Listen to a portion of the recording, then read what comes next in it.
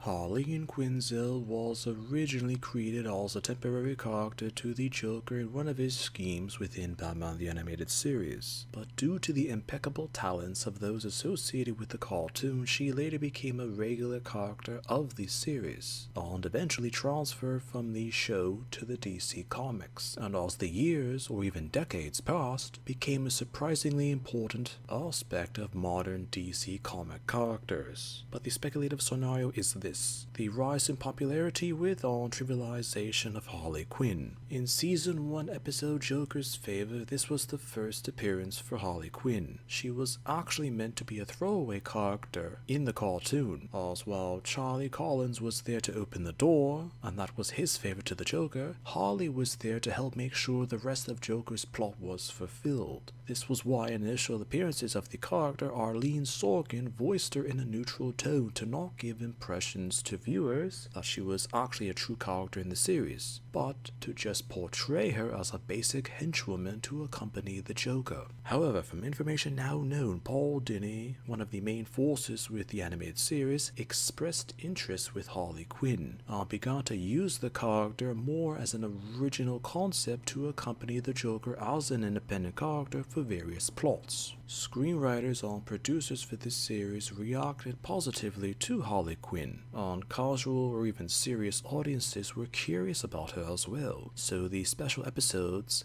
Mad Love and Harlequinade, which were written to help explain the lore or backstory to Harley Quinn, were reacted to extraordinarily well by audiences and even won awards for their impact to Batman the Animated Series. But these iconic episodes also display the now infamous abuser to abusee relationship between the Joker and Harley Quinn. Countless examples depicted in these series how the Joker to either physically or mentally, perhaps even socially abuse Harley, and although the various sorts of abuse were intentionally and clearly related to her iconic origin episodes from the series, how these initial episodes to be rather harsh, and screenwriters slowly moved Harley Quinn away from these violent descriptions or depictions with the Joker, and to eventually remove the character of Harley Quinn from the Joker himself. With the end of Batman the Animated Series, DC Comics decided to bring the character, whom was still a very popular aspect from the cartoon, into official Batman lore with a solo comic series in 1999. This original series sold well, capitalizing on the popularity with the character of Harley Quinn. In terms of relationships, the quote-unquote special relationship with Pamela Isley was later confirmed to be a lesbian relationship, but it was never called as such during the era of Batman the Animated Series, even though Paul Dini and Bruce Timm openly said that the pair were in a relationship in the cartoons, but could not actually say such due to censors. When DC and Warner Brothers attempted the implementation of the original DC Extended Universe to compete against Marvel Studios on the Marvel Cinematic Universe, aside from Wonder Woman, they had to conceive of another female character to help promote the films, and naturally comics to casual viewers and audiences. Harley Quinn was reimagined for Suicide Squad on the DC Extended Universe of the time. Margot Robbie